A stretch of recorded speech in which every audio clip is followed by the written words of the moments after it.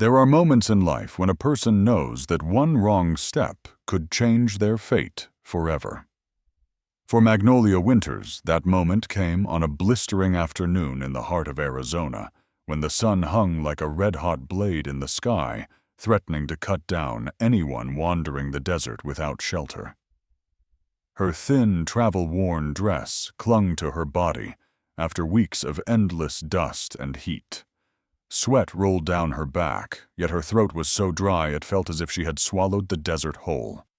In her battered leather satchel she carried only $3 and a shred of pride frayed and useless against the harsh frontier night. And standing before her loomed the heavy wooden gates of the Broken Spur Ranch, a gate that might open to salvation or to her ruin. She lingered there for a long moment, chest rising and falling, her weary eyes still lit with the glimmer of determination. Magnolia had once been the daughter of a well-regarded merchant in Philadelphia, but her father's sudden death and the mountain of debts he left behind had stripped her of everything. The grand house, the wealth, even the respectful glances that used to follow her into every ballroom. No one remembered her as a lady anymore. In that city, dignity could be bought with money, and once the money was gone, so was everything else. So she had chosen to leave it all behind, enduring a grueling 3-week journey westward, chasing the faint promise that the frontier still held opportunities for those desperate enough to risk everything. What she didn't expect was that her first gamble would be marriage. The gate creaked as she pushed it open. The main house rose ahead of her, a 2-story wooden structure, sturdy and unyielding, its wide porch lined with rocking chairs. The place might have seemed peaceful to another traveler, but to Magnolia it radiated a quiet authority that made her heartbeat stumble. She drew a deep breath, swallowed her fear, and forced her feet up the steps. The door swung open. A man appeared. His tall frame filled the porch, his wide-brimmed hat shadowing most of his face, leaving only the sharp line of his nose and the hard cut of his jaw visible. His voice rolled out deep and steady, like a gunshot cracking the silence of the desert. "This is private property, ma'am." Magnolia flinched inside, but she kept her chin high, her words trembling, but resolute. "I'm looking for work. I was told the Broken Spur might be hiring." The man descended the steps slowly, each stride heavy, as if pressing down on what little pride Magnolia still carried. When he finally stepped into the light, she caught her breath. Instead of the grizzled old rancher she had expected, he was younger, perhaps 30, with sun-darkened skin, eyes as blue as a flawless sky, and shoulders broad enough to bear the weight of a kingdom. "Preston Blackwood," he said, tipping his hat slightly. "I own this ranch." "Magnolia Winters," she replied automatically, offering her hand as she had been taught. To her surprise, he didn't dismiss the gesture. His palm closed over hers, rough with calluses hot enough to make her tremble. "What kind of work could a lady like you possibly do out here?" His eyes studied her, stripping away the dust of travel and the last remnants of her city-bred dignity. "I can cook, clean, mend, keep books. I'm a fast learner," Magnolia said quickly, biting her lip to hide her fear. He held her gaze for so long she felt as though she was standing trial. Finally, Preston spoke, his voice low and unreadable. "I have one position open, but there's a condition." Magnolia's heart slammed against her ribs. What condition? Preston's eyes flicked to the sun sinking toward the horizon, then back to her face. His words fell with the weight of a verdict. "You'll have to marry me before sundown." The world froze. Only the buzzing of cicadas and the frantic pounding of her own heart filled the silence.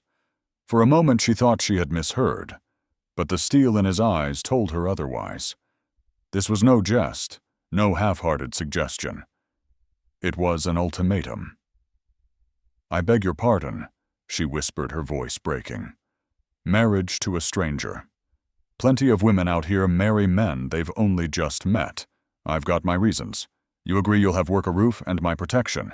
If not," he shrugged, "you'll be back in town, burning through $3 on a hotel room until you've got nothing left." A chill swept down Magnolia's spine. It wasn't a threat. It was a fact. He was giving her a choice, and neither road was easy. Walk away, and she would face hunger, humiliation, perhaps worse. Agree, and she would bind herself to a man she had only just met, a man whose eyes told her nothing and everything all at once. The sun was falling faster now, the horizon burning with gold and crimson. Time was slipping away, tightening around her like a noose. Magnolia felt as if she were standing on the edge of a cliff, the ground crumbling beneath her feet. And one answer, just one word, would decide whether she would step into the abyss or into the arms of Preston Blackwood. Magnolia had imagined many possible turns her life might take: a glittering ballroom proposal under candlelight, a gentle nod of acceptance to a suitor chosen by her family, or perhaps even a modest home built with a man of ordinary means. But never once had she imagined standing in the Arizona wilderness, dust still clinging to her tattered dress, hearing a stranger demand, "Marry me before the sun goes down." Her whole body trembled. Only 3 coins left in her satchel. One more night in the Copper Creek Hotel would eat away at nearly all of it. There was no road back, and the one ahead was terrifying. Magnolia drew a sharp breath, her heartbeat pounding in her ears. The words came out brittle but firm. "I accept." For an instant, Preston Blackwood seemed startled, as though he hadn't truly expected her agreement. Then he gave a brisk nod, his deep voice unshaken. "Then mount up. It's a 15-minute ride to Copper Creek. Judge Wilson leaves town by sundown." Panic clawed at Magnolia's throat. She had ridden horses before, gentle creatures in the manicured gardens of her Philadelphia home, always with a groom steadying her saddle. But the tall western mare before her, with its rough leather tack, was another world entirely. There was no room for hesitation. Preston lifted her into the saddle with steady strength, his hands at her waist, firm and warm. A jolt shot through her chest. Was this truly her husband now, a stranger who had cut into her life like a blade through cloth?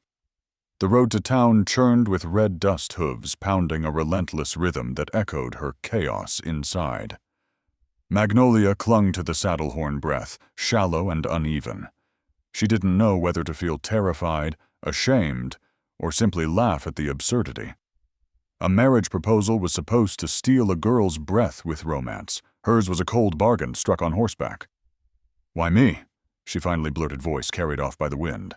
"I've already tried here," Preston answered, eyes fixed on the trail. "The town girls want love, not land. Widows want safety, not work. You," his gaze flicked at her briefly, "you're desperate enough not to ask questions." The bluntness stung like a slap. Magnolia bit her lip, hard-tasting copper. Yet deep inside, she knew he wasn't wrong. It was her desperation that had brought her here, her hunger for survival that had pushed her into the unthinkable. Copper Creek came into view.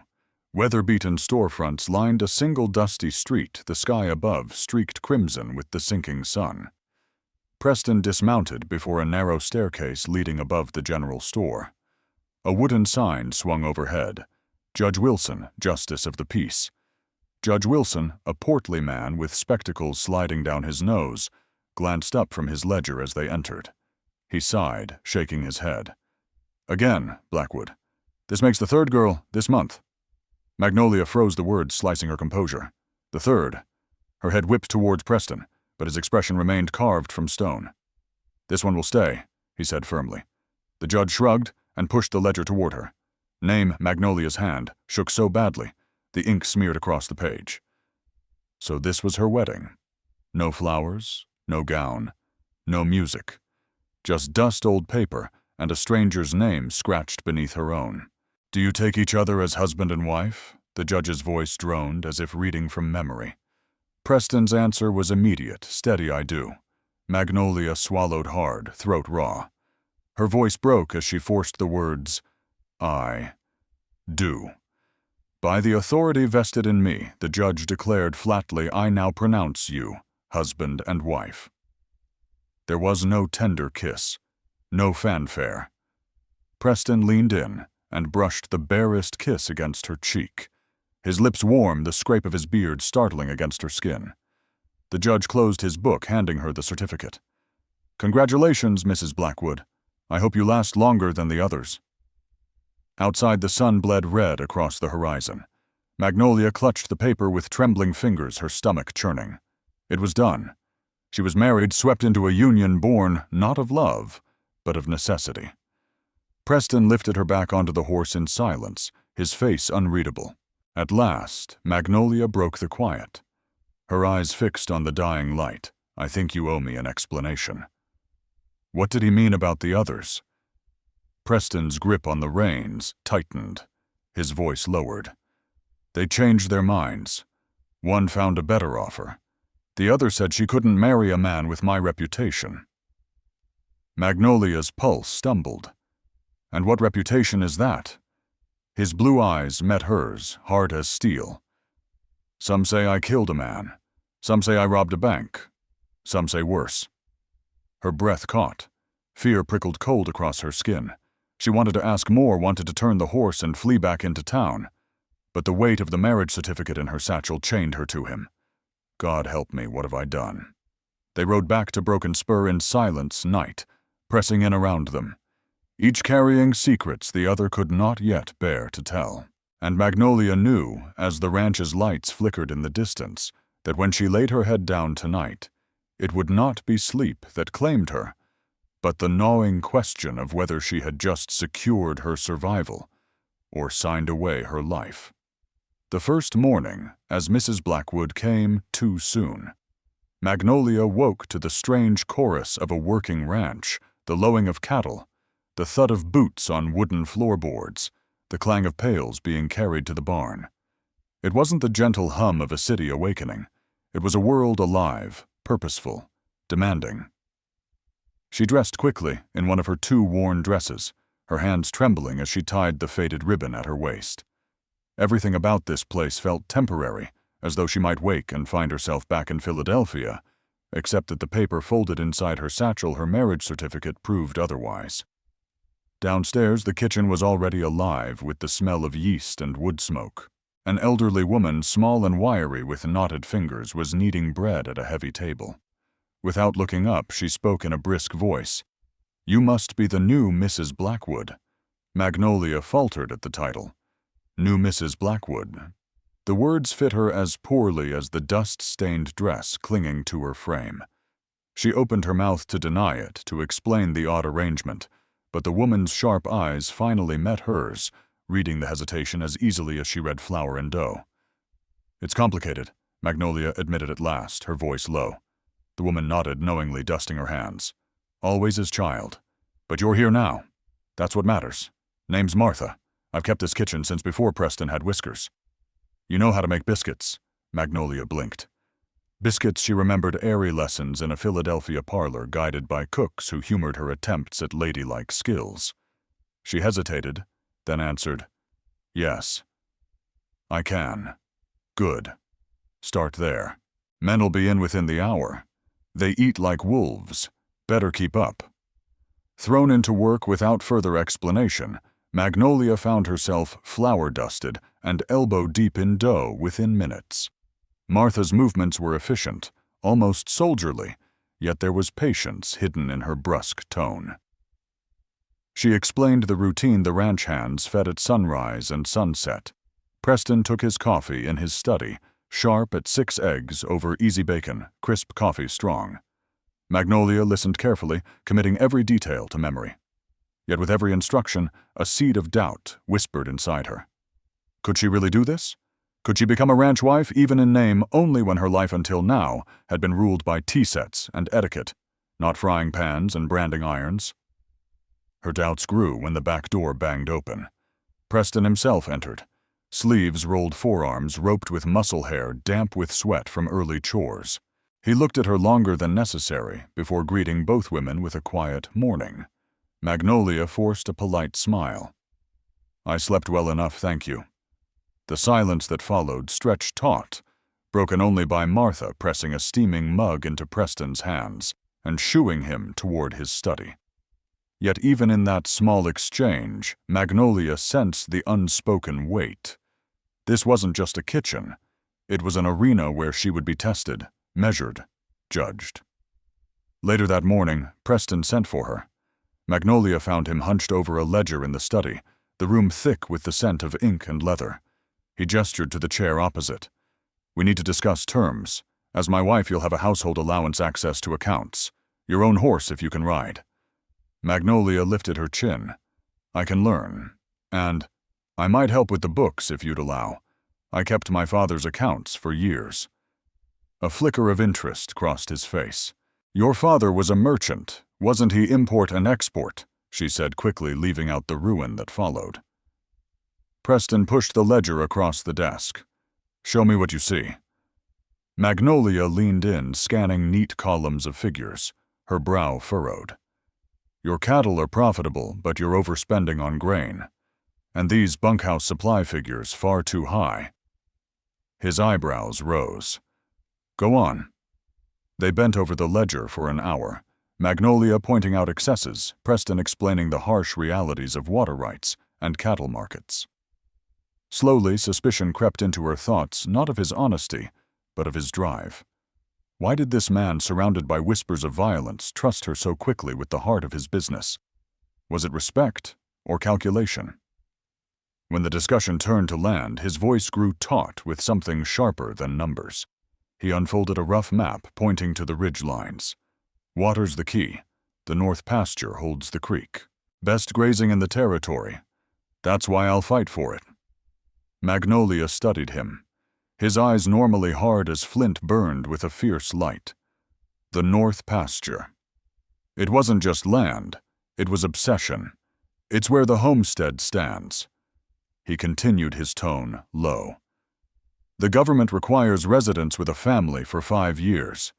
That's why we married. Without you, my claim weakens." Magnolia swallowed. So this was the truth. Stripped bare, she wasn't just a wife, nor even a partner. She was leverage-proof on paper, a tool to bind his dream. She met his gaze, steadily masking the doubt gnawing inside. "And if we fail?" For a moment, something unguarded flickered in his eyes, fear, or perhaps memory. Then he straightened, jaw tight. "We won't fail. Not this time." That night, Magnolia lay in the small upstairs room Preston had shown her. The air smelled faintly of pine and old quilts. She stared at the ceiling, hearing the distant rumble of cattle, the murmur of men outside, the scrape of Preston's boots as he walked the halls below. Around her, Broken Spur pulsed with life, each beat tied to the land Preston refused to surrender. But even as she drifted towards sleep, doubt pressed close. Was she truly a partner here, or just another brick laid in a wall he was building against the world? She had come seeking refuge, and instead found herself bound to a man whose ambition burned hotter than the Arizona sun. And though Preston Blackwood spoke of land and legacy, Magnolia couldn't help but wonder, what price would she pay for being the peace he needed most? Rumors in the West traveled faster than desert wind. Magnolia only needed a few visits into Copper Creek to hear them all. At the general store, the owner whispered to a customer, "He shot a man dead in Kansas." At the saloon, half-drunk voices muttered, "He burned his own father's cabin to dodge debts." Each story, whether true or not, twisted through Magnolia's mind like barbed wire. She returned to Broken Spur uneasy every time Preston's tall frame darkened the doorway. She found herself wondering, had she married a killer? And yet, alongside those whispers, she saw a different man. She saw Preston easing Martha's pain by carrying hot water to soothe her arthritic hands. She saw him up before dawn, sweat soaking his shirt as he freed a calf tangled in wire. She saw him silent at his desk, eyes burning with determination as he studied maps of the land. The contradictions tore at her. Suspicion gnawed one way, reluctant admiration the other. At last, one late afternoon, as she organized account books in the study, Magnolia decided she could no longer carry the questions. "They talk about you in Copper Creek," she said evenly. Preston looked up from the ledger, his blue eyes sharpening. "What do they say, that you killed a man? That the cabin your father built didn't burn by accident? That you set the fire yourself?" The silence that followed was heavy as stone. Only the wind whistled against the shutters. Preston closed the ledger, slowly leaned back in his chair. his hand gripping the edge of the desk until the veins showed. At last he spoke, voice low and grave. "You deserve the truth." And he told her words carved slow and painful. At 15, he had lived with his parents and 2 sisters in a small homestead cabin on the north pasture. It was his father's dream, 5 years of residence, to claim 160 acres of the best grazing land in the territory. They endured hunger-brutal winters, blistering summers, and they made it work. Until one night. Fire. "I woke to my mother's screams," Preston said, gaze fixed on something far beyond the walls. "Flames already eating the roof. We barely escaped alive. The cabin burned to the ground. All our papers, our proof of residence, gone to ash." Magnolia's chest tightened. She could picture it, parents shouting, children crying, dreams swallowed whole in a wall of fire. "They called it an accident," Preston went on, his voice roughening. "But I knew better. I found strange footprints near the tree line. A broken lantern that wasn't ours. My father believed the Bates family was behind it. They'd wanted that land for years. And the day we lost the claim, old man Bates filed for it." "Did you have proof?" Magnolia asked softly. Preston shook his head, jaw hard. "Not enough. Just fragments. My father never recovered. His dream died with that fire." In that moment, Magnolia saw the cold mask Preston wore begin to crack. No longer was he just the stern rancher who'd offered her a bargain. She saw the boy who'd lost everything, who had grown into a man, haunted by ashes and whispers. Without thinking, she laid her hand gently over his. "I believe you," she said, her voice trembling but steady. Preston's eyes lifted to hers, surprise flashing in their blue depths, as if he wasn't used to anyone saying such words. For a long breath, silence held. Then he nodded slowly. "Thank you, Magnolia. Most people find it easier to believe the worst." That fragile moment of trust became a bridge between them. In the days that followed, as they rode out together to check the cattle or hammered boards into the half-built cabin, Preston spoke more freely about his tireless father, his steadfast mother, the sisters who had long since gone east. And in turn, Magnolia found herself opening to him as well, telling him of her father's failures, of the debts that had stolen her home, of the loneliness that had driven her west. Each confession, each glance held longer than necessary, laid another stone in the foundation of trust between them. Doubt still lingered like a shadow, but it no longer ruled her. One evening, the sun dropped behind the ridges, spilling gold across the pasture. Magnolia watched Preston ride ahead, shoulders straight, figure cut against the horizon, and she realized something had shifted inside her. He was no longer just a stranger, not merely the man whose name she bore on a marriage certificate. He was a man scarred by loss, driven by dreams, worthy of the chance to be trusted. Word of Preston and Magnolia working together to raise a new cabin on the north pasture spread quickly, too quickly, and it wasn't long before it reached the ears of the one man they had both expected, Harlon Bates. Magnolia first saw him one morning in Copper Creek, when she had gone with Mike the foreman to buy cloth and supplies. The general store buzzed with chatter, the slap of boots and children's bare feet scuffing across the porch outside. Magnolia was selecting fabric for curtains when a long shadow fell across the counter. She looked up to see a man meticulously dressed, salt and pepper hair combed smooth, a polished leather coat, gleaming boots, and a smile so polished it seemed false. "Mrs. Blackwood, a pleasure," he said, smoothly lingering on Mrs., as if to remind her the marriage was little more than a transaction. Harlon Bates. Magnolia recognized the name at once, the same family Preston had spoken of with quiet hatred. Her pulse stuttered, but her expression stayed calm. "Mr. Bates, I've heard of you." His eyes swept over her, openly assessing. "Word is you and your husband are building up that homestead cabin again. Quite an ambitious undertaking." Magnolia set the fabric down, her voice even. "We're only doing what's required to keep our land." Harlan's lips curved. "A pity. That land was meant for my family. My father nearly had the claim finished before." Tragedy struck. His eyes glittered cold. "Tell me, Mrs. Blackwood, have you heard about the fire?" Magnolia's throat tightened. "I have. Yes. A terrible loss. But history has a way of repeating itself. Out here, a cabin is a fragile thing. One tipped lantern, one strange gust of wind, and he snapped his fingers, miming ashes blowing away. Magnolia's blood ran cold. This was no courtesy. It was a threat, thinly veiled. Fear surged in her chest, but another force rose stronger, something steadier than panic.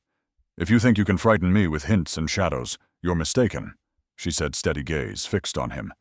"This ranch is my home, and I won't run from it." For a heartbeat, Harlon looked surprised. Then he laughed, sharp and mirthless. "Well, well, a Philadelphia lady with teeth. Let's hope you keep that spirit when the night closes in on your little cabin." Before Magnolia could answer, Mike stepped forward, jaw-tight hand, near his belt. "Everything all right, Mrs. Blackwood?" "It's fine." "Mister, Bates was just leaving," Magnolia said, not breaking eye contact with her adversary. Harlon tipped his hat smirk, still carved on his lips. "Courageous indeed. My compliments.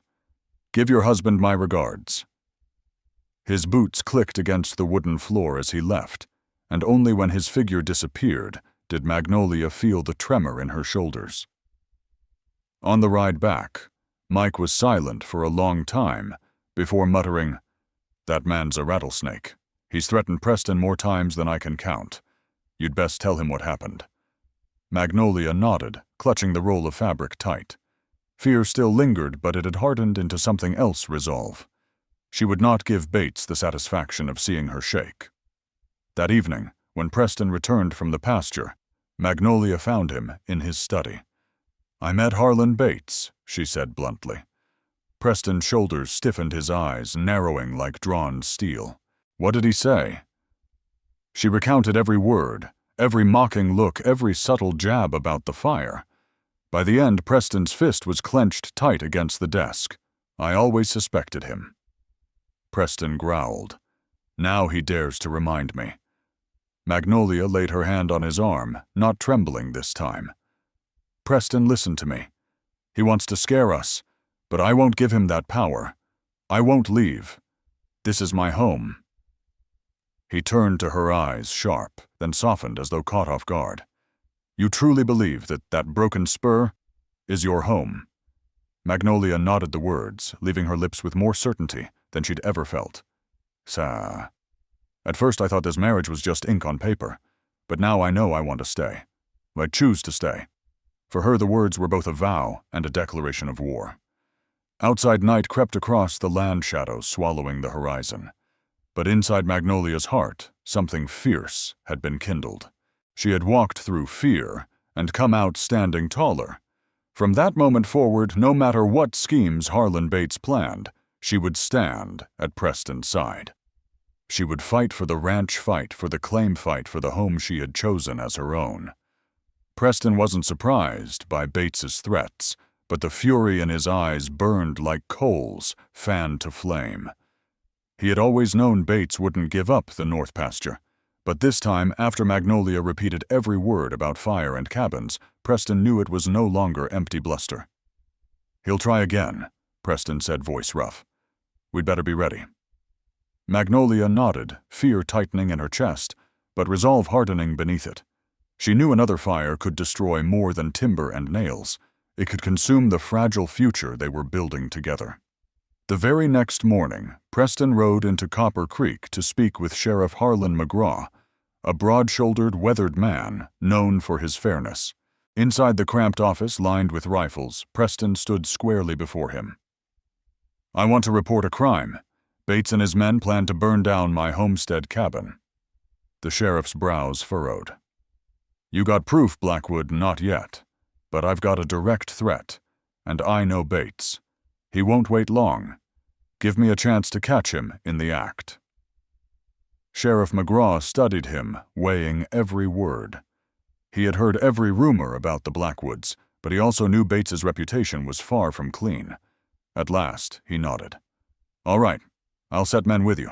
But remember, Blackwood law only stands on evidence, not suspicion." That night, a plan took shape. Preston, Magnolia, and 2 deputies rode out to the half-built cabin. Lanterns were shuttered, their breaths held against the silence. They hid behind rocks and brush, waiting for darkness to thicken. Time crawled. Magnolia pressed close to Preston, her palm's cold heart hammering against her ribs. Every chirp of crickets, every snap of twigs felt like thunder in the still night. Preston wrapped his arm around her shoulders, a silent promise they were in this together. At last, hoofbeats. 3 dark figures emerged under the thin wash of moonlight. Harlon Bates and 2 hired hands. One carried a sloshing can of kerosene, the other gripped a bundle of torches. Bates strode ahead, his voice low but sharp. Quickly now, 1 flame is all it takes. Sheriff McGraw gave the signal. Preston's hand hovered at his holster, then clang. One of the men stumbled, the kerosene can crashing against a rock. "Hold it right there," the sheriff roared, gun drawn. "Harlon Bates, you're under arrest for attempted arson." The night exploded. Bates cursed and yanked his revolver. Gunfire cracked sparks, lighting the dark. Magnolia hit the dirt terror, choking her throat as the reports thundered through the quiet valley. Preston surged forward, his revolver leveled. "Enough, Bates. It ends tonight." One of Bates's men fired back. The bullet grazed Preston's shoulder, spinning him sideways. Magnolia screamed, scrambling to move, but Sheriff McGraw held her down with a hard hand. "Stay put, ma'am. You'll get yourself killed." Preston gritted against the pain, eyes blazing. He steadied his aim, pulled the trigger. The outlaw crumpled weapon clattering to the dirt. Bates's eyes widened in panic. He fired wildly, then spun to flee, but the sheriff stepped into his path, his own pistol unwavering. "Drop it, Bates. Game's over." For a moment, Bates stood, frozen rage twisting his face. Then slowly he let the gun slip from his hand. His voice seethed with venom. "You'll pay for this, both of you. I swear it." "Shut your mouth," the sheriff snapped, snapping iron cuffs onto his wrists. The night fell quiet again, broken only by ragged breaths and the acrid stench of gunpowder. Magnolia bolted to Preston's side, her trembling hands finding the blood at his shoulder. "You're hurt." Preston clenched his jaw, his face pale but steady. "It's just a scratch." "I'm fine." Magnolia pressed against him, tears spilling, born of terror and relief all at once. In his arms she understood something fierce fear could tear her to pieces. But trust and the bond they had forged was what would see them through. That night Bates was hauled back to Copper Creek in irons, his scheme undone, his threat exposed. And under the wide, shadowed sky, Preston squeezed Magnolia's hand. His whisper was rough, but sure. "We've kept the land, and no one will ever burn our future again." In the days after the gunfight, Broken Spur Ranch carried a new kind of air. Though Preston's shoulder remained bound, the tension that had weighed down the ranch for so long seemed to lift. With Harlon Bates locked away awaiting trial, the rumors in Copper Creek lost their bite. For Magnolia, it was the first time since leaving Philadelphia that she felt she truly belonged somewhere. Martha, sharp-tongued as ever, couldn't stop praising her. She told anyone who'd listen that Magnolia had more grit than most men she'd ever met, standing tall against Bates without flinching. Each compliment brought a blush to Magnolia's cheeks, but the deepest warmth came not from Martha's words, nor from the ranch hand's newfound respect, but from Preston himself. His gaze had changed. No longer wary, no longer distant, it was filled with trust, admiration, and something gentler, something Magnolia dared to hope was love. One evening, as the sun dipped low and bathed the pasture in amber light, Preston led Magnolia to the homestead cabin. The scent of fresh pine still clung to the beams, the new frame standing strong against the prairie wind. Preston stood quietly, then turned toward her, voice steady, but softer than she had ever heard it. "Magnolia, I know this marriage started as nothing but a bargain. I never thought it would be more than that." Her heart raced, though she said nothing. "But you've stood by me when anyone else would have walked away. You believed me when the whole town swallowed lies. You told me Broken Spur was your home, and the moment you did, I knew I wasn't standing alone anymore." Magnolia's vision blurred. Memories rushed through her like a flood. The hurried vows before the judge, her first awkward lessons in ranch life, The fear of facing Bates, the terror of that gunfight under the moonlight. Every step, every struggle had carried them to this moment. "Preston," she whispered, voice trembling with joy, when I came to Arizona. "I thought I'd lost everything. But now I know I found what matters most. I found you." The space between them vanished. Preston bent down, Magnolia rose to meet him, and their lips met in a kiss both tender and fierce. All the boundaries between contract and truth, between strangers and partners, dissolved in that instant. It was no longer a marriage of convenience. It was love raw and real. Martha's voice calling from the distance made them break apart, laughing softly, joy spilling between them, as naturally as breath. Preston pulled Magnolia into his arms, his eyes gleaming in the fading light. "From this day on, we'll build a true marriage. Not for land, not for law, because we want it. Because we choose it." Magnolia nodded, tears streaking her cheeks, yet her smile was radiant. She had never dreamed she could find love in a desert that seemed to strip people bare, but here it was alive and undeniable. The days that followed were filled with a new energy. Preston included Magnolia in decisions he once carried alone, whether to purchase more cattle, when to expand the corrals, how to plan for the winter. The ranch hands now looked at her, not as the wife on paper, but as a true partner to their boss, a woman who had earned her place beside him. Evenings became their treasure. After long days of work, Preston and Magnolia would sit together on the porch, watching the sun sink beyond the ridges. Sometimes he spoke of his father's unfulfilled dreams. Sometimes she shared childhood stories of shaded parks and city carriages. Their words wove together two separate worlds until they felt like one. Happiness lingered in every corner of Broken Spur. Horses thundered across the pasture.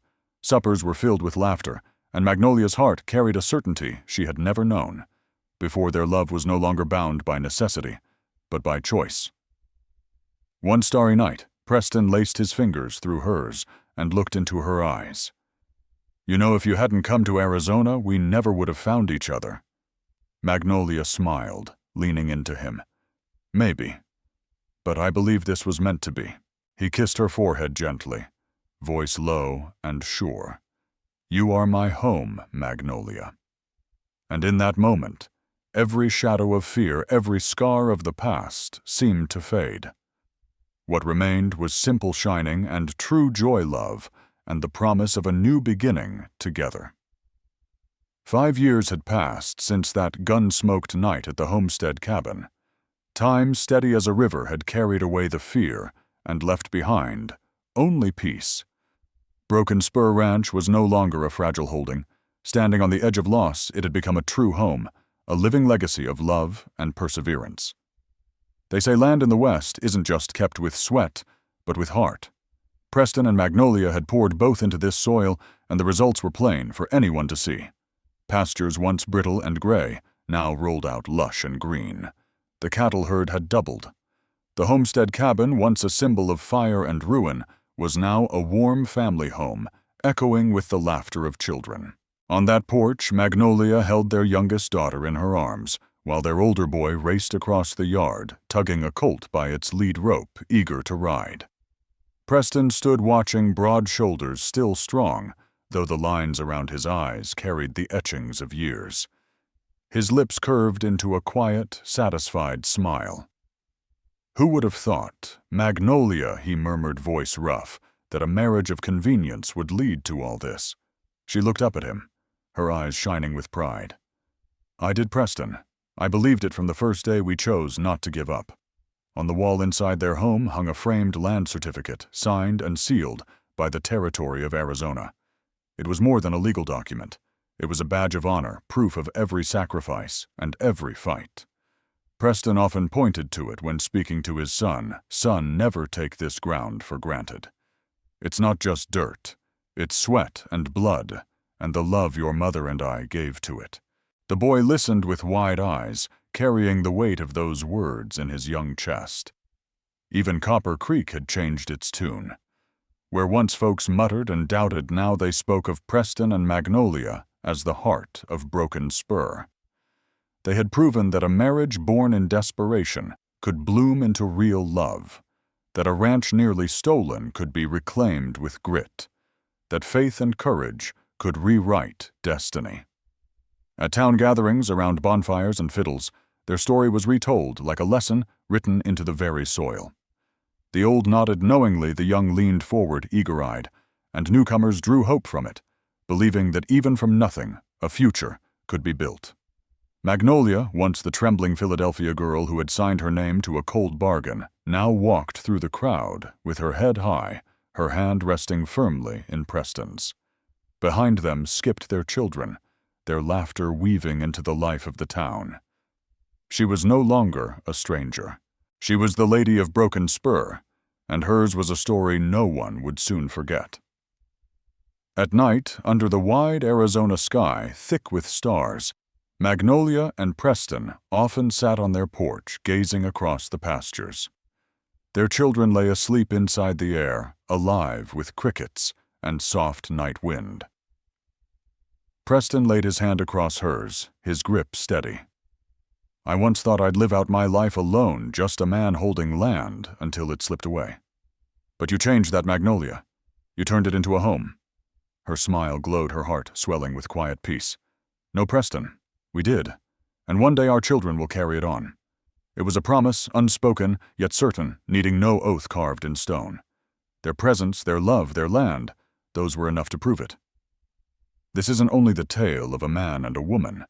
It's a testament to the American spirit, the courage to face loss, the will to endure hardship, and the dream of building a home with your own two hands." Preston and Magnolia began in despair, but they forged an ending filled with love, faith, and legacy. Now, dear audience, support them, not just with admiration, but by carrying their spirit into your own lives. Believe when the world tells you to doubt. Stand when you feel like falling. Build when everything seems broken. That's what it means to live the story of the West. For Preston and Magnolia, the next step is clear: to raise their children strong, to hand down the values they fought for, and to ensure that Broken Spur remains more than a ranch. It becomes a beacon of heritage. They deserve to see their love inspire others, to let their triumph echo in the hearts of those who hear their story. And if one day you find yourself riding through Arizona, past sunburnt mesas and golden plains, perhaps you'll catch sight of it. A man with broad shoulders standing on a porch, a woman smiling beside him, and the sound of children's laughter floating on the wind. That scene will tell you what paper and ink never could, that love, faith, and legacy live on right here in the wild heart of the West.